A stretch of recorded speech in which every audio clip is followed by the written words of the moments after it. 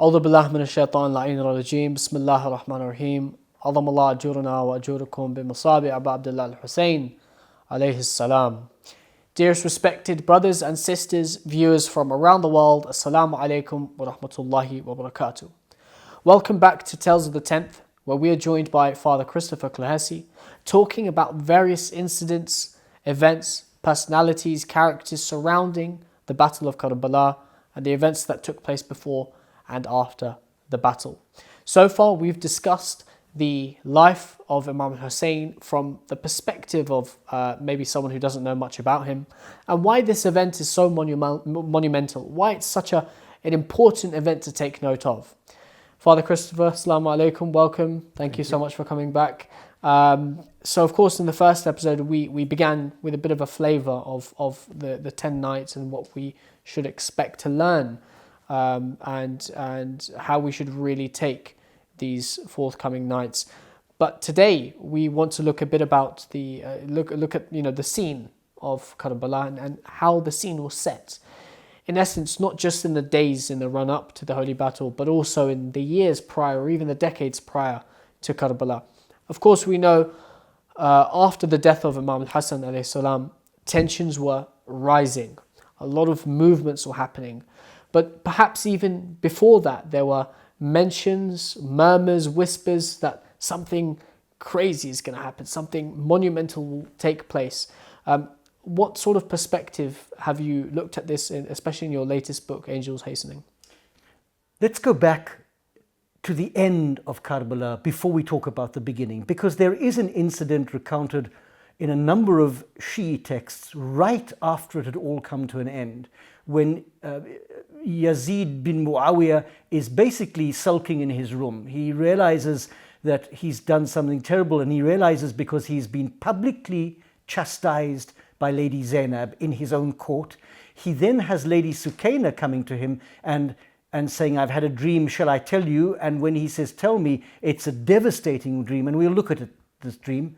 And then, having gone through all of this, his own wife enters his bedroom and says, I've had a terrible dream, can I recount it to you?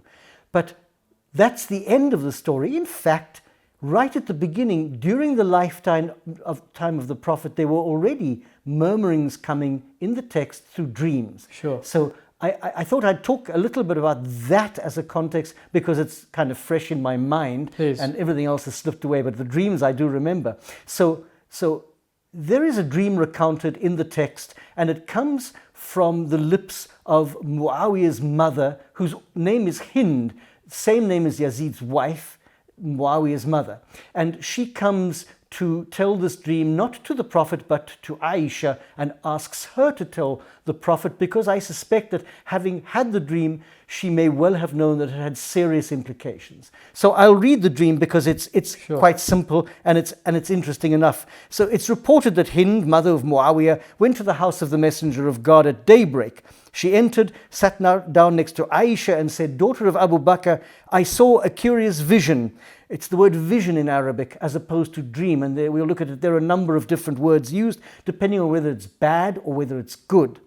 And I want to tell it to you so you can relate it to the Messenger of God. And then in brackets, the text says this was before Muawiyah entered Islam. So you have a fixed point for timing. Although it's difficult to know whether entered Islam means actually began to try to live it or had formally entered. I suspect the latter, that he hadn't yet formally entered Islam.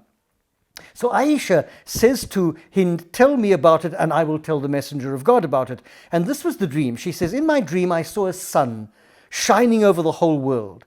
From that sun a moon was born or generated, the light of which also radiated over the whole world.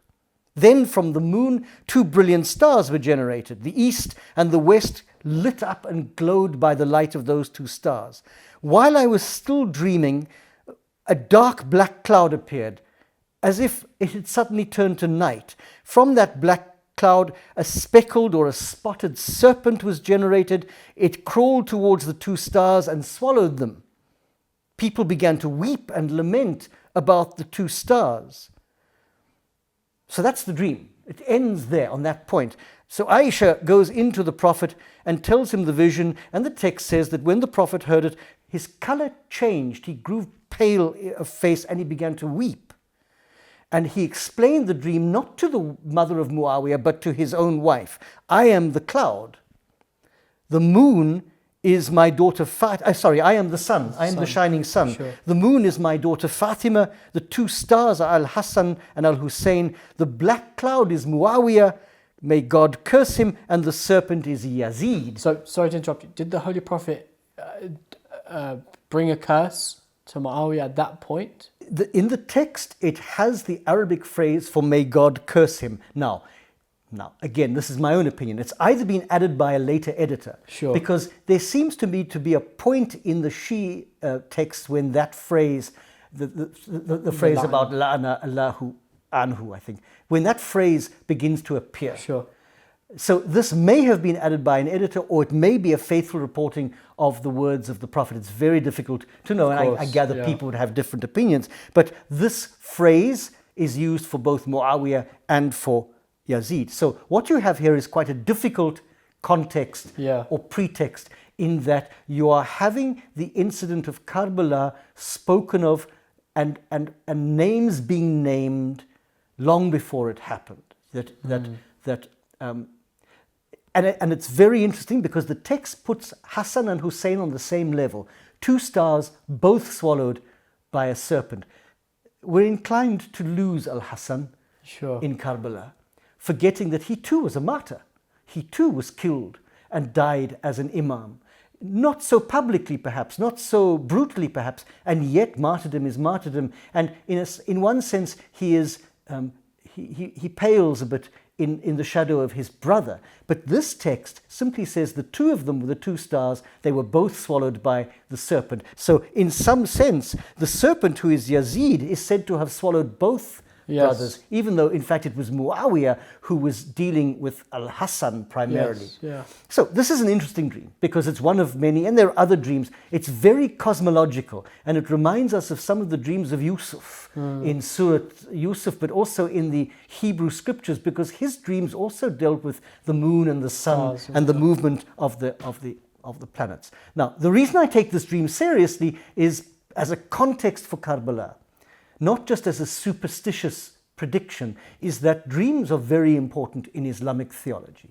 They became increasingly important. So if you read the texts of Hadith, you will find the Prophet talking more than once about dreams. The reason why many of the collections actually have a book of dream interpretation is because dreams came to be understood as a way that divine messages could be received, especially after prophecy had ended with the death of the Prophet. And the Prophet himself makes predictions about this. That dreams are one part of 46 parts of prophethood, for example.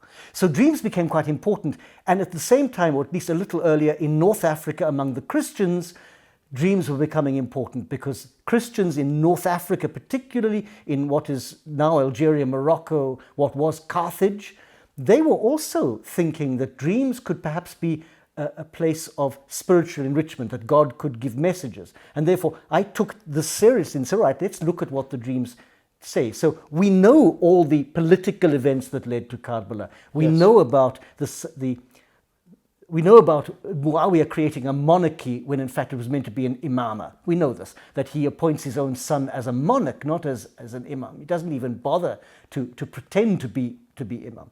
We know that Muawiyah breaks his promises to al-Hassan, whatever those treaty promises were. And we know that Yazid, even the Sunni texts say he was a drunkard and he liked dog racing. The Sunni texts say that he loved racing dogs, gambling with dogs racing. So he did all the kinds of things, gambling and drinking, that are just completely contrary to the Islamic faith.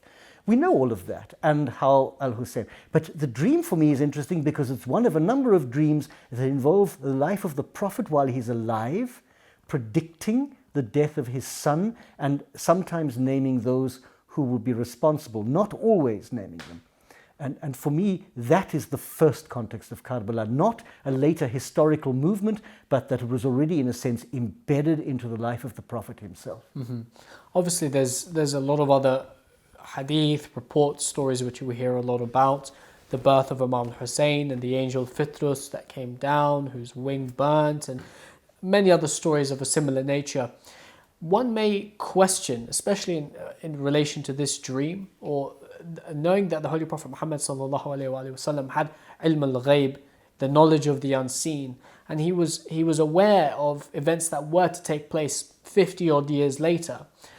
One may ask, why was the individuals named in these dreams, Muawiyah, Yazid, and any other perpetrators, not dealt with, not stopped, prevented, even if it doesn't mean,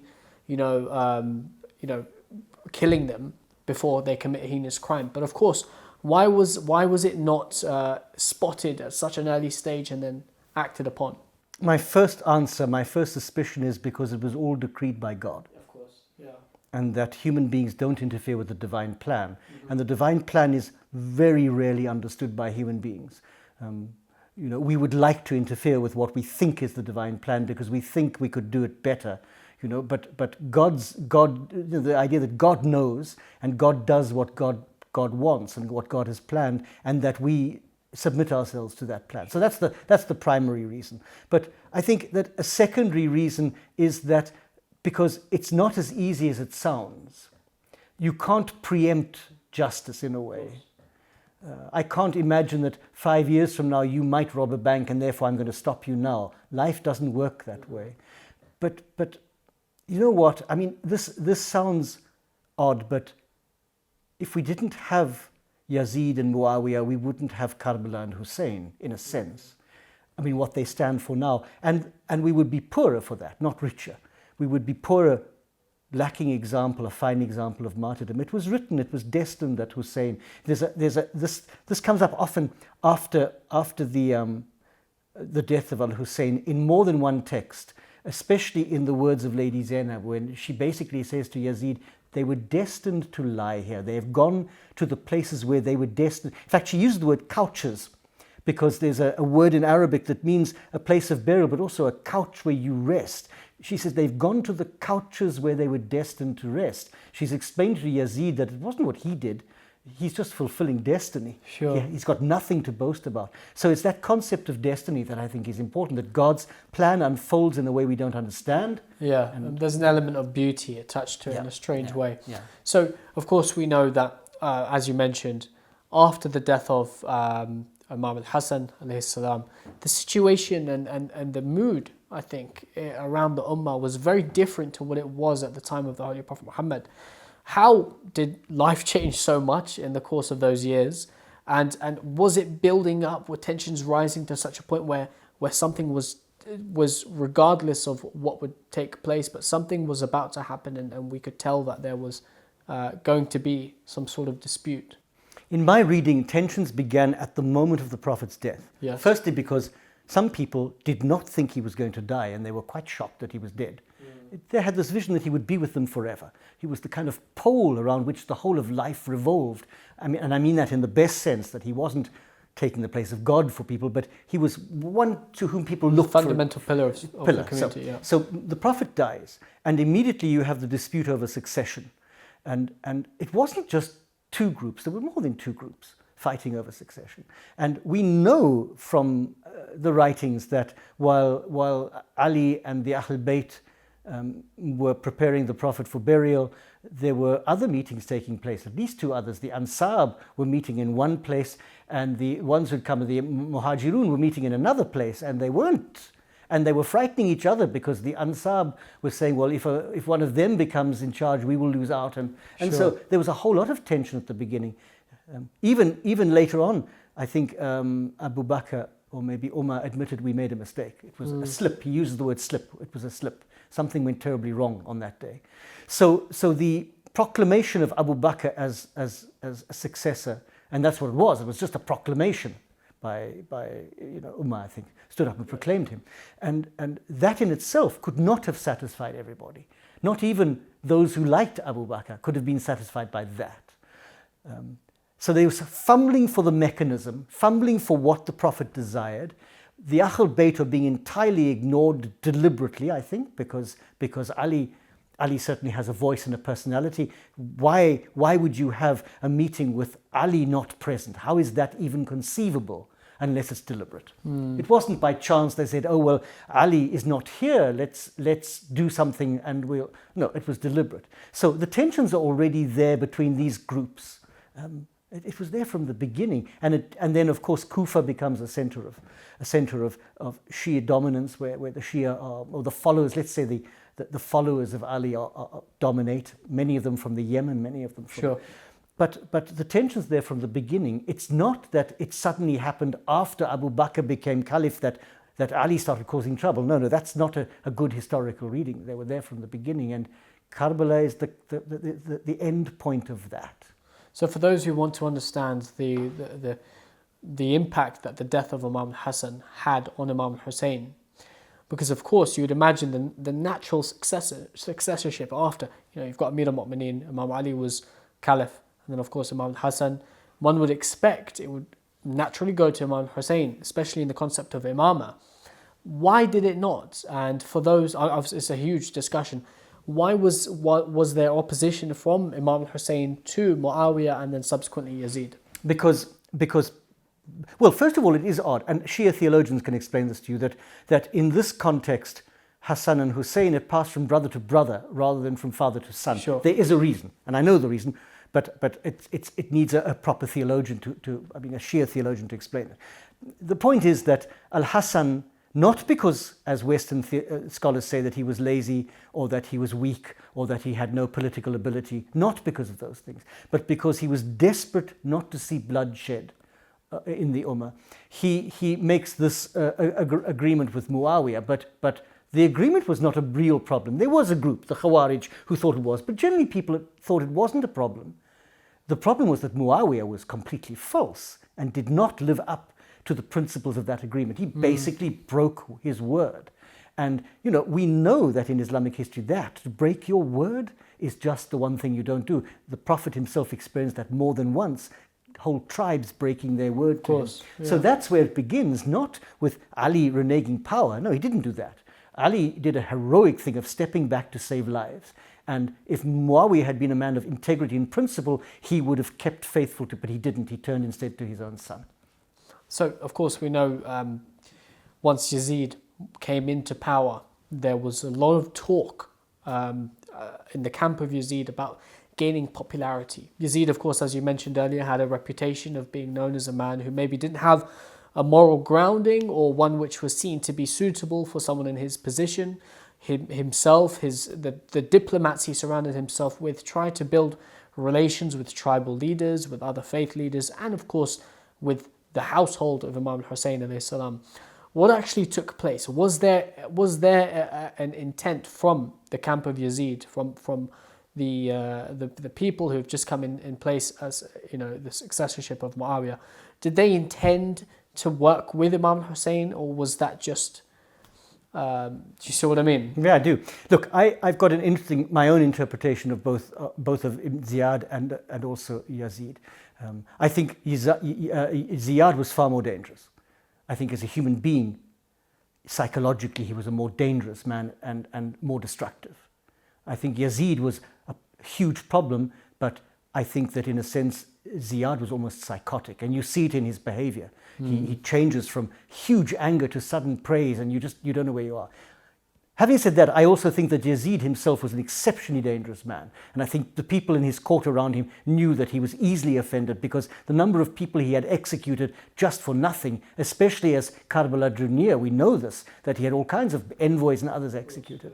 So quite clearly there were people who had been perhaps faithful, their fathers had, to the Prophet, but now were changing sides either because they saw opportunity or because they were frightened to take what appeared to be the losing side, the minority side. Sure. And therefore they just felt safer. And that's why the example of someone like Hur, who changes side in battle, is an extraordinary thing, because he's going from the dominant side to what is really the weaker side, because he's understood the truth and he's lost that need for promotion and for favor from the caliph. So he is the counter-example of all the others who went the other way. And he, in his person, gives the single classic example of integrity. So I think that Yazid's court was an immensely manipulative place where people were threatened and coerced, and where people quite easily sold their souls for the sake of position or maintaining their economic abilities or their economic power, or just through fear.